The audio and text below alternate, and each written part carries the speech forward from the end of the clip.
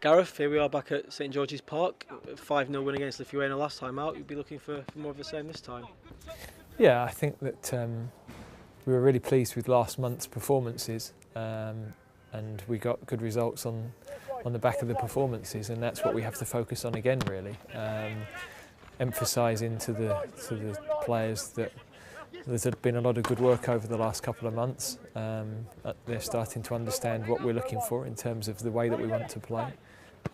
Finland will provide sterner opposition, I think, to the games we had last month. But that's the next challenge for us. We've got to play against teams that are going to give us problems defensively and that will make it more difficult for us in an attacking sense. We've got a similar set of players to last time as well. You said previously there's a real spirit growing amongst them. I suppose that's a continuation to build that with time together on the training pitch. Yes, I think that's how we will build spirit, and I think the game we play Finland this week, the game in Finland actually, what we went through out there with going a goal behind and then losing a player to a sending off, I think that was a good experience for us early on to bond them as a group. They finished the game really strongly, came back from those setbacks, and they're the things that you have to go through to emerge as a team. So we'll have tough tests. You know, it might be this week, it might be later in the season, and we have to keep overcoming those things. But everything we go through will make us a better group, and that starts on the training pitch with the challenge of the training against each other. Of course, people will look back at the Lithuania game and people remember the incident between Ravel and Wilf in the second half there, the disagreement they had. That's all been sort of buried now, is it? And they're both back in training and working together again as normal? Absolutely. It was resolved immediately after the game. You know, nothing really ongoing. It was just a bit of frustration, and I guess what, as young players, we have to understand everybody will react differently in certain situations, and the only disappointment for me was, as I said to the players after the game, that will be something that we're asked about rather than the performance and the 5 goals and all the good things that were done by both of those two and everybody else that played on the night. So, but that's, you know, something that we have to learn from collectively. You know, it was those two this time, but we can all learn from what happened. Prior to training, there was the 2 minutes silence on Remembrance Day. Again, an important thing for everyone to remember and take part in.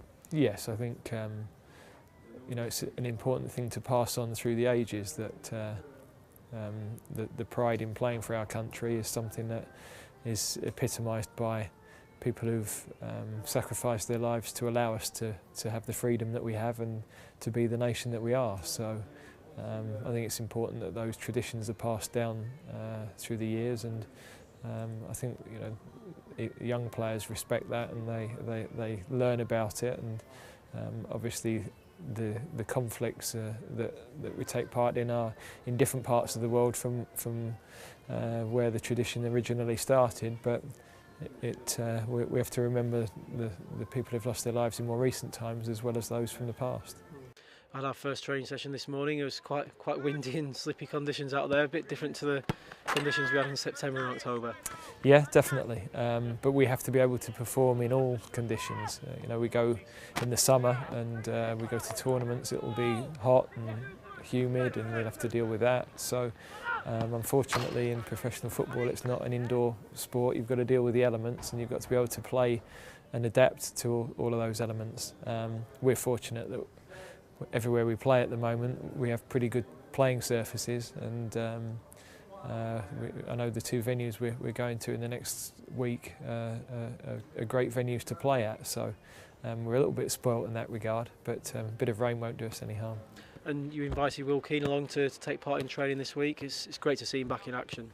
Yes, I mean, I'd seen a fair bit of him when I was working at the FA before. He's an intelligent player, and I was very conscious that he got his injury training with us, and I thought, you know, when he was ready to be involved again, it would be nice to invite him to train. Now, we've actually had a withdrawal in the forward areas, so if he does well with this, we can involve him in the squad. But first and foremost, it was to let him know that you know, we were thinking about him, and I've seen him play a fair few times for United this season, and he's very close to being ready. So it's just that match fitness now, that match sharpness. And finally, it's our last 2 games of the year. It's nice to have a double header at home. You know, we're settled at St George's Park, and that's where the squad will stay the whole time. So it allows you and the staff to really get to work with them on the training pitch. It does, and it means that we know the environment that we're in, and it's 2 venues that maybe haven't, certainly Shrewsbury, we haven't taken the team there to the new stadium before, and Milton Keynes, it's a while since we've been, but ticket sales have been excellent already, so they're going to be terrific venues for us to play our matches first and foremost. And for us, yes, to be based here, the first team arrive as the week progresses, so we've got the blind squad that are here as well, so that gives you that feeling of Club England and what it should be about, the diversity of the teams, and great for the players to all be here at the same time.